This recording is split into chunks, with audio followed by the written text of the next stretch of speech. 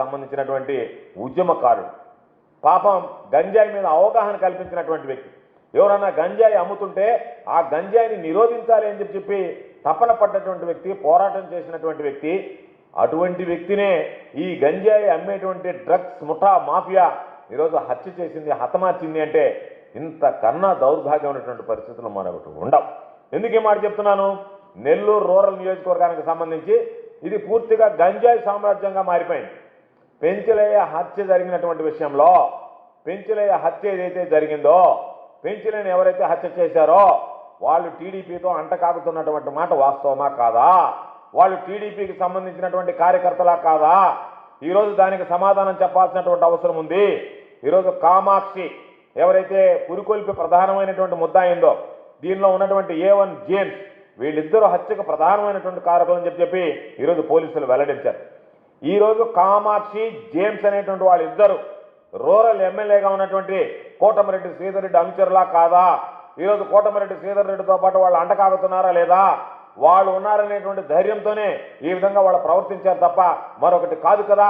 కాబట్టి ఈరోజు దీనికి సంబంధించినటువంటి దానిలో ఏదైనా ఇటువంటివి జరిగినప్పుడు నేను అడుగుతున్నా శ్రీధర్ రెడ్డి గారిని, నిద్రలేస్తే చంద్రన వెలుగులు, మరొక వెలుగులు, అక్కడ అభివృద్ధి ఇక్కడ సంక్షేమం మాట్లాడేటువంటి మీరు మీ నియోజకవర్గంలో, రూరల్ నియోజకవర్గంలో ఎంత పెద్ద ఎత్తున గంజాయికి సంబంధించినటువంటి స్మగ్లింగ్ జరుగుతుంటే వాటిని నిరోధించాల్సినటువంటి మీరు దాన్ని పట్టించుకోకుండా మీతో ఉండేటువంటి వ్యక్తులే ఈరోజు హత్యలకి పాల్పడుతూ ఉంటే మీరు ఎటువంటి చర్యలు తీసుకున్నారు?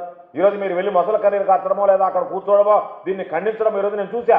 సామాజిక మాధ్యమాలు అన్నింటిలో ఖండించాను. ఖండించడానికి ఎవరిని ఖండిస్తారు? మిమ్మల్ని మీరు ఖండించుకోవాల్సినటువంటి పరిస్థితి, మీ పార్టీ మీద మీరు విమర్శించుకోవాల్సినటువంటి పరిస్థితి, మీరు చేసినటువంటి తప్పులు మీరే ఖండించుకుంటామని చెప్పి నటించడం మాని, ఇది నిజంగా సమాజంలో ఈరోజు పెట్టలేకపోతున్నటువంటి పోలీసులు, శాంతి భద్రతలు ఈరోజు నిర్వీర్యమైపోయినటువంటిది, శాంతి భద్రతల పోలీసు వ్యవస్థ పనికి రాకుండా పోయిందనేటువంటి దానికి ఇది ఒక ఉదాహరణ, నిదర్శనం. ఎందుకు ఈరోజు పోలీసు వ్యవస్థ ఎవరు చెప్పుతో వెళ్ళిపోయింది?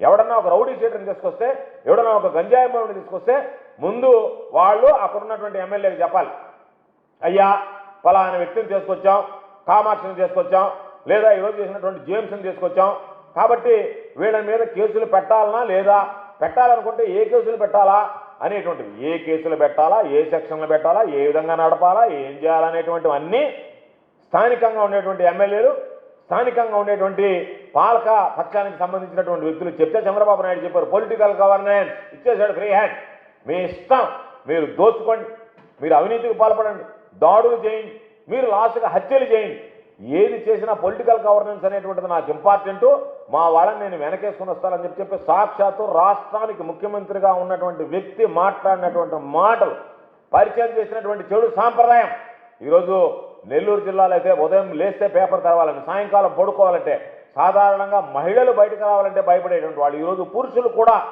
ఇంట్లో ఉండాలంటేనే ఇంటి మీదకి వచ్చి దాడి చేస్తారేమో అనేటువంటి ఆ భయం ఏర్పడేటువంటి పరిస్థితి ఏర్పడింది. ఎన్నడూ లేనటువంటి పరిస్థితి. ప్రశాంతంగా ఉండేటువంటి నెల్లూరు జిల్లాలో ఈరోజు నిద్ర లేస్తే హత్యలతో అట్టుడికిపోతుంది అంటే అసలు పోలీసు వ్యవస్థ ఉందా? పోలీసులు అనేటువంటి వాళ్ళు పనిచేస్తున్నారా? పనిచేస్తూ ఉంటే ఈరోజు ఈ వ్యవస్థ ఈ విధంగా చెడిపోవడానికి కారకులు ఎవరు?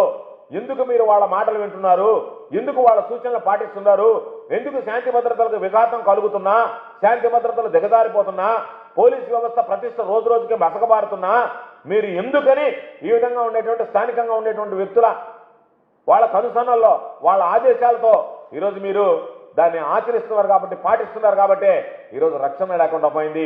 అమాయకులు బలైపోతున్నారు, అమాయకులు ప్రాణాలు కోల్పోతున్నారు, ఆ కుటుంబాలు వీధిని పడేటువంటి పరిస్థితి ఏర్పడింది.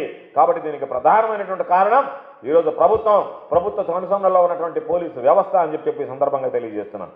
అధికార పార్టీ దళుతోనే ఈరోజు కేవలం మమ్మల్ని, మాకుండేటువంటి ఎమ్మెల్యే కాపాడగలడనేటువంటి ధైర్యంతోనే ఈరోజు పెంచిలేని హత్య చేయగలిగాడు తప్ప ఆ ధైర్యం ధీమా లేకపోతే ఈ ప్రభుత్వం నన్ను కాపాడుతుంది, ఈ ఎమ్మెల్యే నన్ను కాపాడుతాడు, ఈ పోలీసులు నన్ను ఏం చేయలేరు అనేటువంటి ధైర్యం ధీమా ఉండబట్టే వాళ్ళు హత్య చేశారు, పట్టుకోబోయినటువంటి పోలీసుల మీద దాడి చేశారు.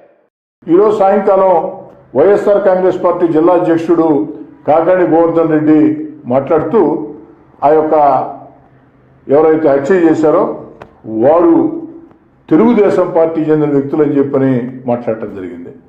ఈ మాటల్ని కాకాణి గోవర్ధన్ రెడ్డి గారి విచక్షణకే వదిలేస్తున్నా, నిజాలు తెలుసుకోకుండా ఎక్కడో సర్వే పనిలో రాజకీయాలు చేసే కాకాణి గోవర్ధన్ రెడ్డి గారు నెల్లూరు రూరల్లో వాస్తవ పరిస్థితులు తెలుసుకోకుండా ఎవరో చెప్పిన మాటలు విని ఈ విధంగా మాట్లాడారా, లేదు తనకు తానే అన్ని విషయాల మీద కూడా ఏదో రకంగా తెలుగుదేశం పార్టీ బురజల్లాలు మాట్లాడారా అర్థం కానటువంటి పరిస్థితి. ఎందుకని చెప్తున్నానంటే ఆ కామాక్షి ఎవరైతే ఈ యొక్క హత్యకి కుట్రదారు ఈ హత్య చేయించిందో ఆ కామాక్షి కానీ వారి సోదరులు కానీ వారందరూ కూడా వైఎస్ఆర్ కాంగ్రెస్ పార్టీలో చురుగ్గా పనిచేసినటువంటి వ్యక్తులు, గత ఎన్నికల వేళ నాకు వ్యతిరేకంగా పనిచేసిన వ్యక్తులు, ఎన్నికలు అయిన తర్వాత కూడా వైఎస్ఆర్ కాంగ్రెస్ పార్టీలో ఉన్నటువంటి వ్యక్తులు. ఊరంతా తెలుసు ఆ విషయం. కామాక్షి ఏ పార్టీ అంటే వైఎస్ఆర్ కాంగ్రెస్ పార్టీ అని చెప్తారు. ఈరోజు సోషల్ మీడియాలో పెద్ద ఎత్తున ఆ యొక్క వీడియోలు కానీ ఏదైతే ఆ యొక్క ఫోటోలు కానీ స్పష్టంగా రావటం జరిగింది. నిజానిజాలు తెలుసుకోకుండా నిద్రలేసిన మొదలుకొని కాకాణి గోవర్ధన్ రెడ్డి గారికి రాష్ట్ర తెలుగుదేశం పార్టీ కూటమి ప్రభుత్వం మీద, ముఖ్యమంత్రి గారి మీద, వీరందరి మీద ఏదో రకంగా నిందలు వేయడం ఒక అలవాటుగా మారింది. ఇది మంచి పద్ధతి కాదు. కాకాణి గోవర్ధన్ రెడ్డి గారు పద్ధతి మార్చుకోండి. మీరు నిజానిజాలు తెలుసుకోకుండా మాట్లాడటం సరైనటువంటి విషయం కాదు. మీరు నిజాలు తెలిసి కూడా ఏదైతే దొంగతనం చేసిన దొంగ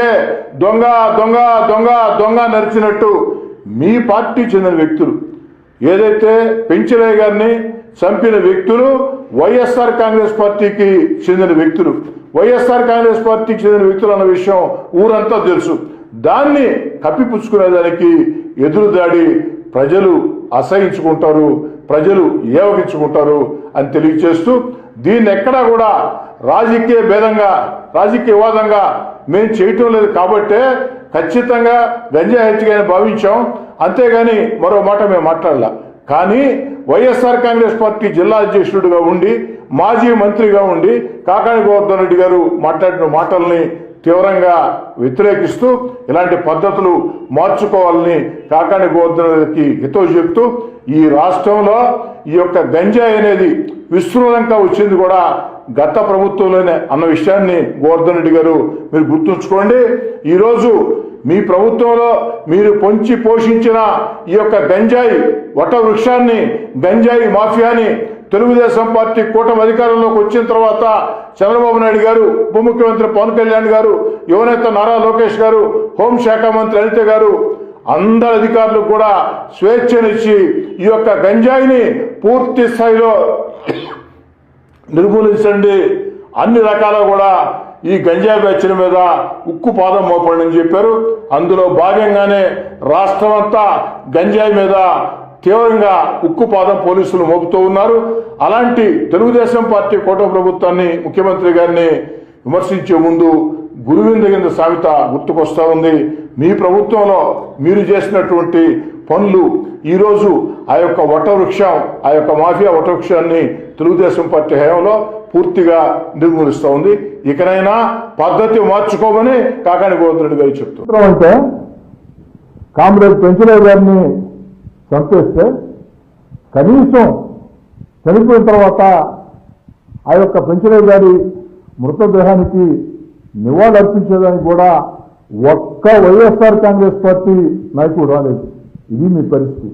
అదే మేము స్థానిక కార్పొరేటర్ అరవ శాంతి దగ్గర నుంచి స్థానిక తెలుగుదేశం పార్టీ ఇన్ఛార్జ్ ఏదైతే నెల్లూరు రూరల్ నియోజకవర్గ ఎస్సీసెల్ అధ్యక్షుడు అరవ శ్రీనివాసం దగ్గర నుంచి నా తమ్ముడు కోటమిరెడ్డి దీదిరెడ్డి దగ్గర నుంచి నా దాకా అందరం కూడా ఆ కుటుంబానికి అండగా నిలబడ్డాం.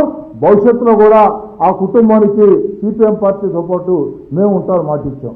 కనీసం పరామర్శకు కూడా రాలేనటువంటి వైఎస్ఆర్ కాంగ్రెస్ పార్టీ నాయకులారా, ఈ హత్యని రాజకీయ వివాదం చేయటం నిజంగా మీ యొక్క నీచ మనస్తత్వానికి నిదర్శనం.